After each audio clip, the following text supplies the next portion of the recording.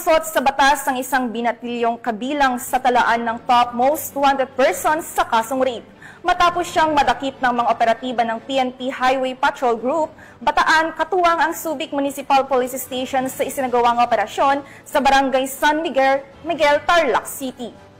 Ang kanyang pagkakaaresto ay patunay na walang pinipiling edad o lugar ang batas pagdating sa pagkamit ng hustisya para sa mga biktima.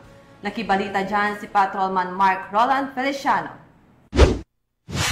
Huli nitong nakarang araw ang isang lalaking nanggahasa sa isang menor de edad sa Barangay San Miguel, Tarlac City. Ito'y bunga ng walang kapagurang operasyon na isinasagawa ng HPG upang masakote ang mga taong may pananagutan sa batas. Pinangunahan nga ng HPG Bataan ang nasabing operasyon sa pangunguna ni Police Captain Christopher Jan Pulgana at sa pamumuno ng kanilang team leader na si Police Major Pepito Chanlyongco. Kasama rin ang mga kapulisan ng Subic Municipal Police Station. Kinilala ang suspect na si Elias Romel, 18 taong gulang na taga Subic, Zambales. Ito nga ang panayam ni Police Major Pepito Chanlyongco sa nasabing operasyon. Pagkakaresto ng akusado ay base sa warrant of arrest issue ni Judge Edwin Q. Torres, presiding judge of the 3rd Judicial Region, Branch 73, Olongapo City.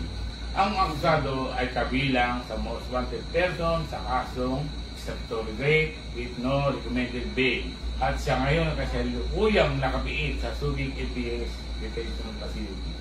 Ang HPG ay patuloy nagsasagawa ng operasyon tulad ng aming mandato na pinaigting ang aming operasyon, anti-kidnapping, anti-hijacking, anti-highway robbery at mga lumalabag sa traffic violation upang hulihin ang may mga pananagutan sa batas. Hindi na nga pumalagpa ang suspect at binasahan ito ng kanyang karapatan sa salitang kanyang nauunawaan at ngayon ay pansamantalang nasa kustodiya ng Subic Municipal Police Station para sa dokumentasyon at tamang disposisyon habang inaantay ang pagharap nito sa korte. Sa anumang katanungan, reklamo o impormasyon, ang himpilan ng Highway Patrol Group ay palaging bukas upang kayo'y tulungan. Kami ang Guardian of the Highways, ang kakampi nyo sa kalsada na patuloy na magbibigay ng serbisyong HPG dahil dito sa ating bagong Pilipinas, ang gusto ng pulis, ligtas ka. At sa iba pang balitang serbisyong HPG, tumutok lamang sa aming YouTube channel at Facebook page na Police News Network. Mula sa tanggapan ng kakampi nyo sa kalsada, ako po si Patrolman Mark Roland Feliciano para sa Police News Network. Alagad ng batas, tagataguyod ng balitang pulis.